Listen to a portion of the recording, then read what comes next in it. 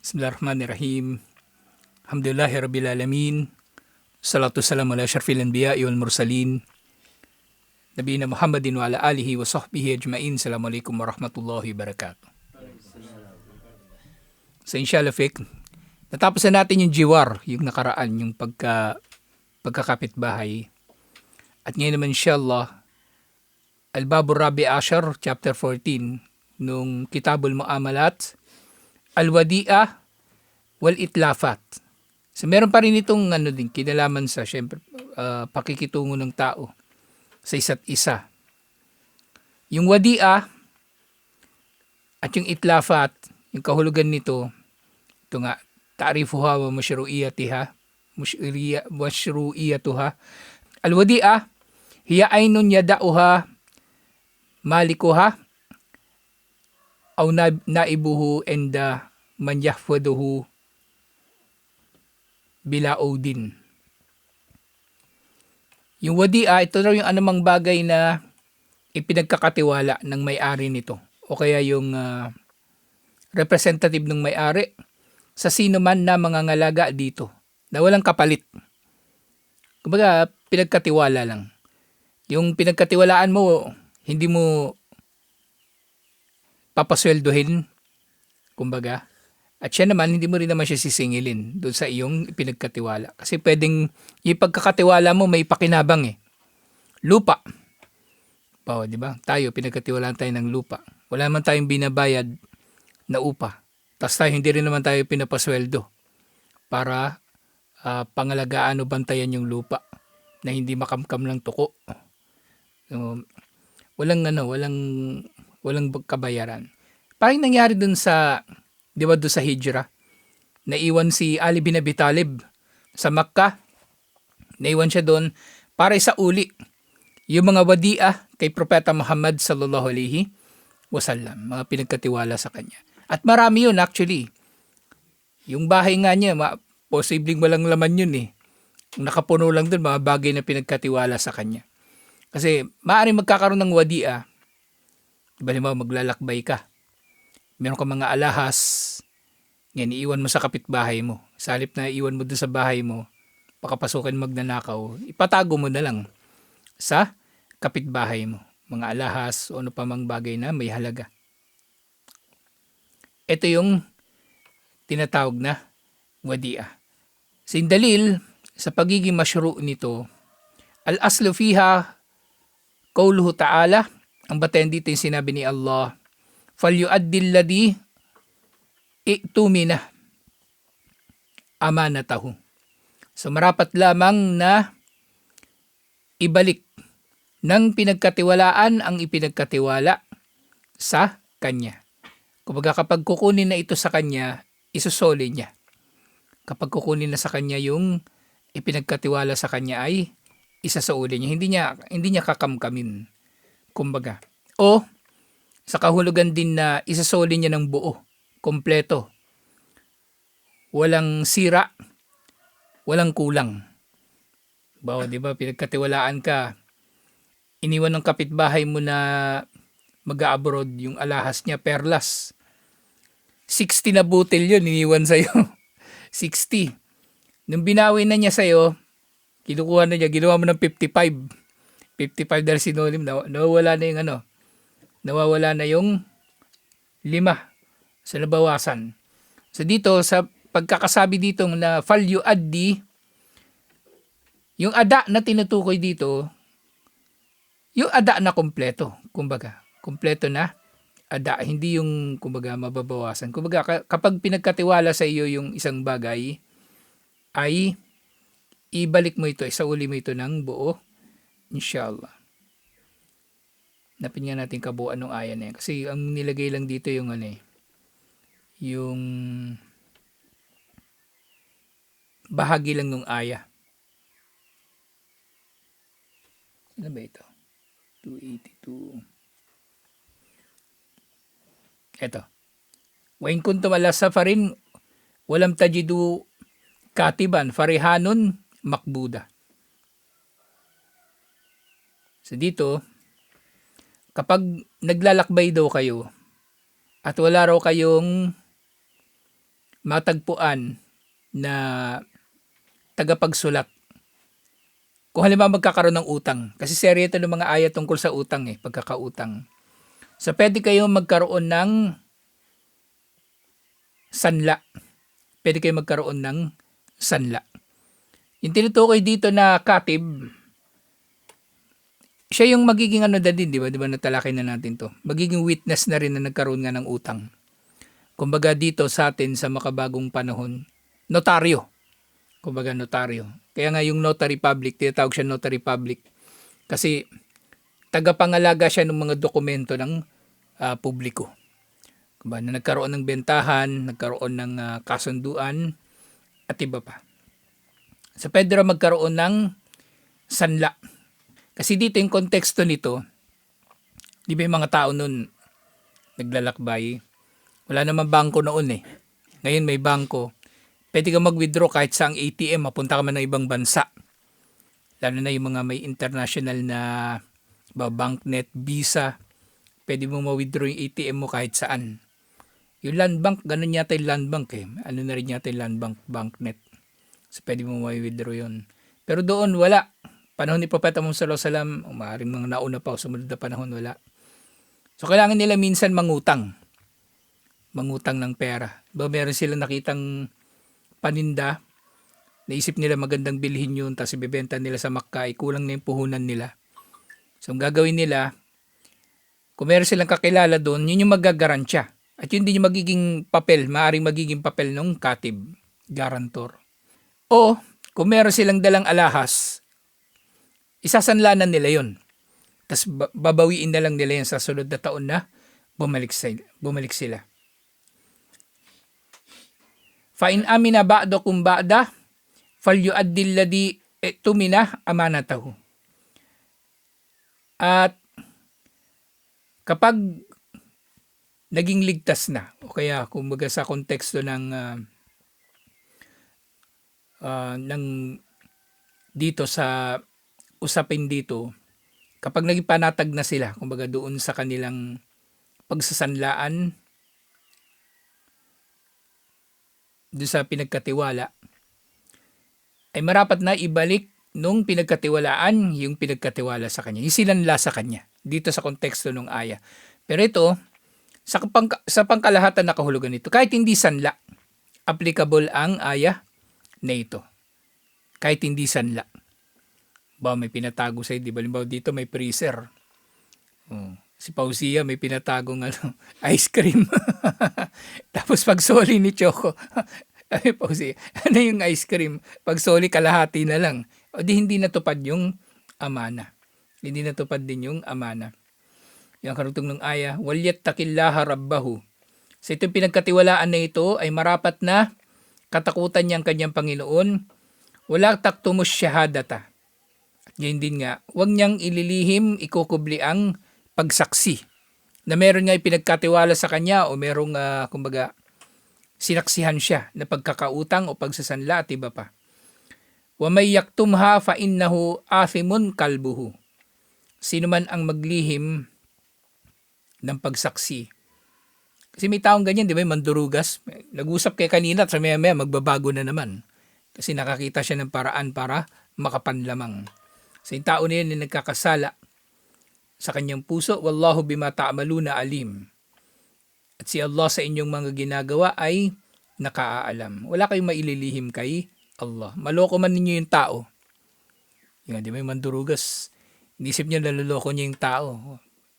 Pero hindi niya man niya naluloko si Allah. Hindi niya maluloko si Allah.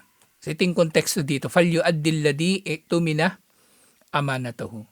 Marapat na tuparin ang pinagkatiwalaan, ang pinagkatiwala sa kanya.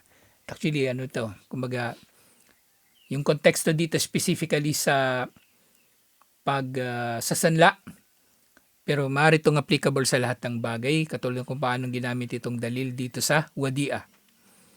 Ganyan sumunod na aya, yung kanina Suratul Baqarah 283, ngayon naman 58. Inna Allaha ya'murukum an tu'dul amanat ila ahliha. Tunay na si Allah ay nag-uutos sa inyo natuparin ninyo ang mga ipinagkatiwala sa inyo sa mga nagmamay-ari ng ipinagkatiwala na ito. Kung sino yung may-ari ng bagay na iniwan sa iyo, pinagkatiwala sa iyo, o kung sino may karapatan, ng karapatan na pinangangalagaan mo, so marapat na ito ay tutuparin mo o ibabalik mo sa kanila, inshallah. So, dapat nga din yung kabuuan ng aya na yan, inshallah. Basahin natin buong aya. Inna Allah ya'murukum an tu'addu al-amanat ila ahliha. Tunay na si Allah ay nag-uutos sa inyo na balik o isauli o tuparin ang ipinagkatiwala sa mga nagmamay-ari nito. Ano mang ipinagkatiwala? Dito sa wadi'a, physical na bagay, di ba? Sa pwedeng pananagutan din o paman. Wa idha hakamtum bainan nasi an tahkumu bil adli. At kapag kayo maghahatol sa mga tao, ay maghatol kayo ng may katarungan. Innallaha ni'imma ya'idukum bihi. Tunay na si Allah ay napakainam at siya ay nangangaral sa inyo sa pamagitan nito. Innallaha kana sami'an basira. Tunay na si Allah ay nakaririnig at nakakakita. Alhamdulillah. So ito yung kabuuan ng aya na ito. Tapos meron pang hadith. Niulit ito ni Abu Dawud. Addil amana ila mani'tamanaka. Wala takun man khanaka. So ito pa rin daw ang amana sa sino mang nagkatiwala sa iyo o sino mang nagtiwala sa iyo. Ito pa rin mo ang amana sa sino mang nagtiwala sa iyo at huwag kang magtataksil sa nagtaksil sa iyo. Kumbaga kung yung tao niloko ka, huwag mo rin siyang lokohin. Huwag siyang gagantihan ng panluloko. Pinagnakawan ka, tapos pag nanakawan mo rin, hindi ganon. Hindi ganoon. So dito, napaganda itong hadith na ito, na sa pagpapatupad ng amana. Na kahit doon sa mandurugas, yung mandurugas, hindi rin natin dudugasan, alhamdulillah. Yung mandurugas, hindi natin dudugasan, alhamdulillah. So dito, sinabi nga dito, so ito yung mga dalil. Walian na darura, wal haja da'iyatun lil ida. So ginawa rin nilang dalil dito ay matinding pangangailangan na tayo ay magiging matapat sa ating mga pagkakatiwala. Doon sa mga pinagkatiwala sa atin sa magiging matapat tayo, hindi natin ito babaliin o sisirain. Waman wajada fi nafsihi al-qudra ala hifdil amana fa innahu yustahabbu lahu an yakbala al-wadi'a. So ito na yung hatol dito. Sunnah ang wadi'a. Yung unang hatol dito, sunnah ang wadi'a. Sino mang matagpuan niyang kanyang sarili na mayroong kakayanan na pangalagaan, panghawakan, panindigan ang amana o pinagkatiwala, physical man ito na bagay o hindi, ay mainam para sa kanya ang tanggapin ang wadi'a. Mainam para sa kanya na tanggapin ang wadi'a o ipinagkatiwala sa kanya. Kumbaga mustahab, yung sunnah. Ayon nga sa sinabi ni Propeta Muhammad sallallahu alaihi wasallam, inulit ni Imam Muslim itong hadith na ito. Wallahu fi auni al-abdi ma kana al-abdu fi auni akhi. Si Allah ay nasa pagtulong sa kanyang alipin hanggat ang alipin na ito ay nagpapatuloy sa pagtulong sa kanyang kapatid. So dito, yung hadith na ito, itinuturing na pagtulong sa kapwa yung pagtanggap ng wadi'a. So hindi siya obligado, di ba? Hindi siya obligado. So sabi dito mustahab. Pero sa pamagitan kasi ng pagtanggap mo ng wadi'a, sinusolusyonan mo yung problema ng kapatid. Sinusolusyonan mo yung problema ng tao. Di ba? Aalis siya, wala siyang mapag-iwanan ng mga gamit niya. At hindi nga lang hindi lang gamit. Kahit tao, anak mo, iwan mo doon, dyan muna yan, alis muna ako. Wadi'a din yun. Magiging kabilang yun doon sa wadi'a. So si Allah raw ay tumutulong sa alipin hanggat nananatili itong tumutulong sa kanyang kapatid. Alhamdulillah. So dito, ito yung pangunahin na dalil na ito nga ay sunnah. Pero syempre, Ang mga hukom naman pwedeng magbabago-bago. Pwedeng ito ay sunnah sa ilang pagkakataon o sa ilang tao, pero magiging haram sa ilang pagkakataon o sa ilang tao. Pwedeng magiging ganun. So ganito rin sa wadi'ah. Amma idha alima min nafsihi adam al-qudra ala hifdil wadi'ah fa innahu la yajuzu lahu kubuluha. Samantala, kung nalalaman niya sa kanyang sarili na wala siyang kakayanan na pangalagaan ng ipinagkatiwala, hindi pinahintulutan sa kanya na tanggapin ang pagtitiwala na ito. Sa iba't ibang dahilan. Sa iba't ibang dahilan. Kasi, alam naman natin yung mandurugas, yung hindi mapagkakatiwalaan. Nag-aangkin yun na mapagkakatiwalaan siya, di ba? Hindi niya aaminin sa sarili niya na hindi siya mapagkakatiwalaan. Ang makagawa lang talaga nito, yung matapat sa sarili niya. Kasi sinabi kong may sa lahat ng iba't ibang dahilan. Kasi posibleng may dahilan na hindi mo kontrolado eh. Hindi mo kontrolado. Bawa, yung iiwan sa'yo pagkain. Pagkain. O si Pausia uli. O, patago nga nitong kayo na ice cream, di ba? O, pwede patago nitong yung Chocomucho. So, pagbawi ni Pausia mamaya, yung 10 balot, 5 na lang. Kasi alam mo may anak kang matakaw, di ko tatanggapin yun. Wag mo na dito patago yun, delikado. Manganganib yung Chocomucho mo, doon mo patago kay yan, kay Sister Host na, delikado rito. Mapanganib. Pwedeng ganun. So hindi mo siya tatanggapin kasi maaring may mangyayari doon sa pinagkatiwala. So, hindi dahil sa hindi ka mapagkakatiwalaan. Kasi mandurugas, mag-aangkin palagi yun ng na mapagkakatiwalaan siya. Tatanggapin, mauuna pa yun. Baka siya pa yung lalapit sa'yo, oy, lalakad ka pala. Iwan mo na sa akin yung mga gamit. Sa akin may pagkatiwala yan. O may pera ka pala dyan Gusto mo, pagkatiwala mo sa akin yung pera mo. I-invest mo sa akin. Mag-invest ka sa akin. Fish pond. Kikita tayo dito kasi hito, mabibenta natin yan. O gawa tayo ulingan. O makakabenta tayo ng uling. Gawa tayong kambingan. Sa akin ka mag-invest. Ganun mandurugas Pero dito, maaring mapagkakatiwalaan ka naman. Pero alam mong hindi mo matutupad yung amana o maaring merong mangyayari doon sa amana. Huwag mo na tanggapin. Haram na tanggapin. Pero syempre, hindi na babanggit dito sa libro. Pwede mangyari magiging wajib Pwede rin, di ba? Kasi wala talaga. Kapag hindi mo tinanggap yung amana, maaaring mapapahamak yung tao. Mapapahamak. Bawa. Di ba nangyari sa pelikula yung baby? Minsan iniiwan sa pinto ng simbahan. Ganun. Ganyan nangyari kay kay Grace Poe. Kilala si Grace Poe yung yung ampon ni FPJ, yung senador. Iniwan lang yun dun Hindi ko na maalala kung sa siya iniwan. Basta tapos inampon na lang siya ni na FPJ tsaka Susan Roses. Di ba? Kahit hindi makausap yung nanay no, yung tatay no na nag-iwan o sino pa man na nag-iwan. Maobliga kang tanggapin yun Tanggapin. O ngayon, di ba mahigpit yung about DSWD o pa man. Hindi ka pwedeng basta-basta mag-aampon. Sa panahon kailangan mo pa rin tanggapin yun. Alam nga naman, iiwan mo yun sa labas. Labas ng pinto niya, ba? May bata, di ba? May baby, iniwan lang dyan. Tapos sabihin mo, hindi ko kaya magtumanggap ng amana. Dami ko nang pinapakain dito Choco pa lang, matakaw na. Ampunin ko pa yan. So, hindi pwede na kailangan tatanggapin mo. Depende rin. Depende sa kalagayan, inshallah.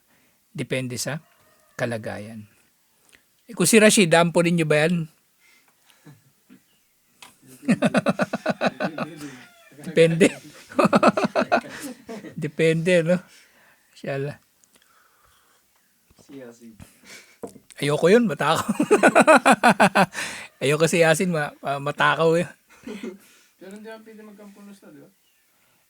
Hindi, ibang kumbaga, ang tinutukoy na bawal magampon, yung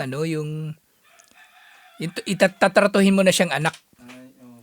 Tatratuhin mo na siyang anak. Pero kung alagaan mo lang, tas kilala naman niya yung nanay tatay niya, yan tatay mo, pinapakilala mo sa kanya. O hindi man niya kilala yung tatay nanay niya, sabi mo sa kanya, hindi talaga kita anak, nakatira ka lang dito, baga ganun. Yun yun. Pero yung ano kasi, sa pag-aampon, di ba yung nangyari doon sa Omar series, yung kay Abu Hudaypa? Tsaka kay sino yung Salim. Yun ang bawal. Kasi, di ba nag-anunsyo pa nga si Abu Hudaypa, sabi niya, eto si Salim, yung alipin ko, pinapalaya ko, tapos ginagawa ko na siyang anak. Magmamana siya sa akin at ako ay magmamana sa kanya. Yun ang bawal. Actually, nangyari nga rin yan kay Propeta Muhammad sallallahu alaihi wasallam, di ba? Si Zaid bin Haritha. Kaya nga si Allah, nung pinagbawal niya yun, pinagbawal na niya, di ba? Ang pinakamatinding ginawa ni Allah, pinahintulutan ni Allah na yung dating asawa ni Zaid bin Haritha, mapangasawa ni Propeta Muhammad sallallahu alaihi wasallam. Ibig sabihin, walang saysay. Yung pag-aampon. Yung inampon mong bata, hindi mo nagiging anak. Kasi magiging mahram nung tatay yung asawa ng anak niyang lalaki. 'Di ba? Ay yung anak niya lalaki, yung asawa niyang babae, mahram ka nun. Magiging ganun. Pero sa ganung pagsasabatas, kung pinatunayan talaga ni Allah, hindi mahram ni Zainab si Propeta Muhammad sallallahu alaihi wasallam. So napangasawa pa siya ni Propeta Muhammad sallallahu alaihi wasallam. Kumbaga, yun yung pinakamagandang sample. Kaya napakatalino ni Allah sa mga pagsasabatas. Yung tinutukoy nanay, pinagbabawal na pag-aampon. Pero kung lang, alagaan mo siya, kumbaga, pwede naman. Basta hindi mo siya magiging anak o tataratuhin na anak. Pero halimbawa, iiwanan mo siya ng mana, pwede rin naman. Pero hindi siya kabilang doon sa doon sa faraid, yung pagkakahati-hati, di ba? Yung 1/2, 1/3, hindi siya kasama doon. Pwedeng paglaanan siya, pero hindi siya kasama doon. Yung sumunod yung mga kondisyon ng wadi'ah. So, paano ito nagiging tama? Ang takuna min jaiz tasarruf limitlihi. So, yung unang kondisyon na tinutukoy dito, na ito daw ay magmumula sa isang may kakayanan na makipagtransaksyon sa mga katulad nito. Falaw awda'a insanun jaizut tasarruf malahu inda sagirin aw majnunin aw safihin fa'atlafahu fala damana litafritihi. So dito na papasok yung itlafat na tinatawag. Kasi itlaf, kumbaga tapon, mga tinapon, yun din yung kahulugan ng itlafat. Natatapon siya o nasasayang. Yung ako. So kapag ang tao daw ay nagtiwala ng anumang bagay sa isang bata, kaya ang pwede mo lang pagkatiwalaan, yung katulad mo na mapagkakatiwalaan din. Kaya hindi ka pwedeng mag-iiwan ng bagay sa bata, baliw o yung hindi matino. Kasi kapag itong pinagkatiwala mo, nawala nung bata, o nung baliw o nung hindi matino, yung hindi matino dito, yung lahat ng klase ng hindi matino, alam mong hindi mapagkakatiwalaan. Hindi naman sa mandurugas, pabaya, yun. Alam mong pabaya, wag mong pagkatiwalaan yun. Alam mong pabaya, wag mong pagkakatiwalaan. Bata, di ba? Hawakan mo muna tong cellphone ko, akit lang ako dito sa sa puno. Kuha lang ang buko. Yung bata, pabaya. Talagang wala siyang wala pa siyang pananagutan. Hindi mo pwedeng sisisihin. Kasi wala itong garantiya sa anumang pagkukulang niya. Hindi ka pwede ba galit doon sa bata? Tapos pupunta ka doon sa nanay, awayin mo yung nanay. O yung anak mo, inala yung cellphone ko. Sabi ko, hawakan niya yung cellphone ko, akit ako doon sa nyug. Ngayon, nawala niya yung cellphone ko. Yung pala yung cellphone niya na pinahawak doon sa bata. May dumaan naman durugas, kinuha yung cellphone. Hindi mo pwedeng sisihin yung bata. Hindi mo pwedeng sisihin yung bata. Baliw. Di ba? Yung baliw, papahawakan mo sa kanya yung pera mo. Hawakan mo muna tong pera ko, pupunta lang ako sa kabilang bayan kasi baka malaglag mamabudol ako dun pag uwi mo, yung pera mo, ginupit-gupit ng baliw. ginawang confetti, nagis-agis pang yay, yay. Hindi mo pwede papagalitan yun o sisisihin mo. At yung honghang din, ito na nga, yung hindi ba pagkakatiwalaan na, kumbaga pabaya. Yung hindi Rashid, di ba yung Rashid yung matino? Sana. Yung pabaya, hindi mo rin yung pwede pagkakatiwalaan. Hindi mo yung pwede pagkakatiwalaan. Hindi dahil sa mandurugas, kumbaga, din kasi, yung tinutukoy dito yung kakayanan. Yung kakayanan niya na mapagkatiwalaan. Yung kapag fa'atlafahu, at kapag nawalan niya ito, nasira niya ito, ito yung itlafat na tinutukoy. Wala kang masisingil sa kanila. Wa in awda as-sagir wa nahwuhu malahu and the akhar saral wadi'ah daminan li ta'dihi bi akdihi. So kanina, yung nagtiwala, yung matino, tapos pinagkatiwalaan niya yung pabaya, di ba? Pwedeng bata, pwedeng baliw.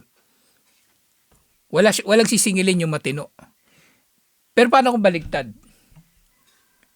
Yung bata, yung magtitiwala doon sa mas matanda.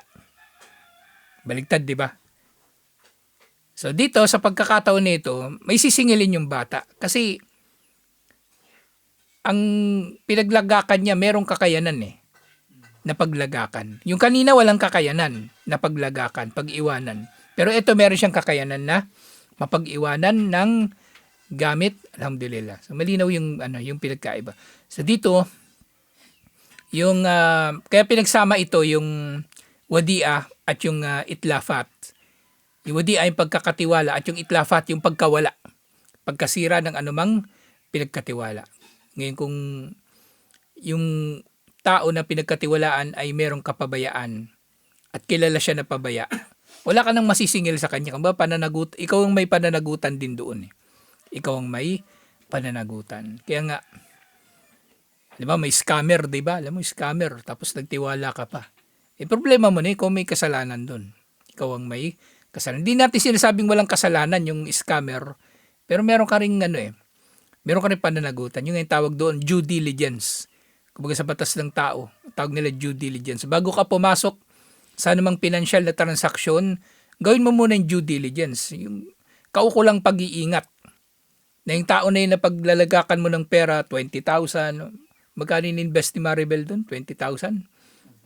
Oh, dati matino pa naman Pero kung ngayon ka mag-i-invest, ngayon na nasiwalat na yung katotohanan, ikaw na may problema. Ikaw na ang may problema.